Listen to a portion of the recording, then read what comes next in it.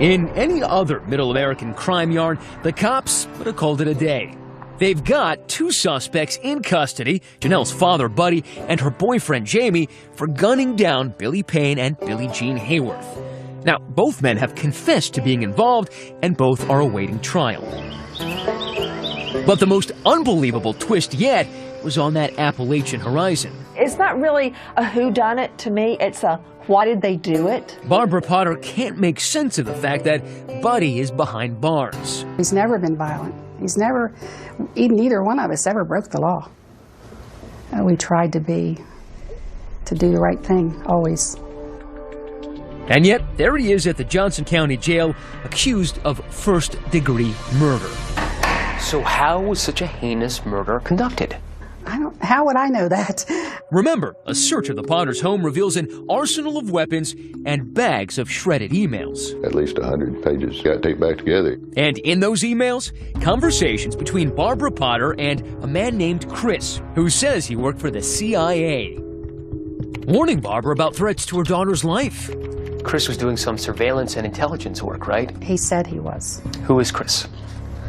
I have no idea who this Chris person is. What was his job? He was a CIA agent. What kind of stuff did he do?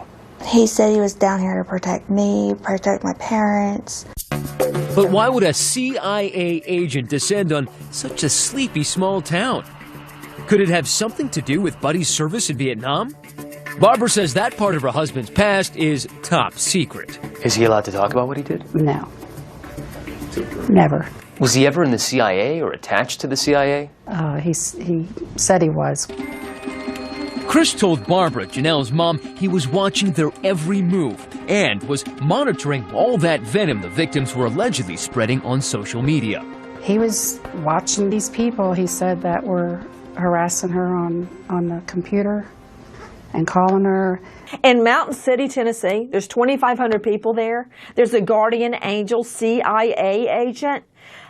No. Police are rolling their eyes too. And when they take a closer look at the computer they've seized from the house, a eureka moment. Those emails from Mr. CIA man Chris were all coming from an IP address that belonged to her daughter, Janelle. Every one of them pointed straight back to Hospital Road, Mountain City, which was Barbara and Janelle's home address. That leaves police to deduce only one thing. There is no Chris from the CIA. It was a creation, concocted by Janelle Potter to convince her parents she was in danger. She invented this character. Exactly. When she invented Chris, she could assume a different identity and be as hateful as she wanted to be. And prosecutor Dennis Brooks says the timing of Chris's appearance on the scene was no accident. The Chris emails start after Billie Jean Hayworth moves in with Bill Payne and gets pregnant. All this might seem far-fetched, but assuming a false identity online happens more often than you think. It's called catfishing, and there's even a whole TV show about it. How come you've been pretending to be someone else? So she's catfishing her mom from the same house, from the same computer. She bought it hook, line, and sinker. How is that possible? Buddy Potter, at some point in his military career, had some involvement with the CIA. I think his wife, Barbara, was enamored with that. And Janelle grew up in that environment. So I believe the more she fed that back to her parents, the more it just kept growing and growing. It's beyond absurd. In all catfish cases, at some point, the victim of the catfishing is guilty of some degree of being naive. But Janelle's mother, Barbara, is about to go from naive to nefarious. And in those email exchanges, it sure sounds like she wants Billy Payne and Billie Jean dead. In one email to Chris, Barbara writes, "We've had enough. No one wants to kill anyone, but we will."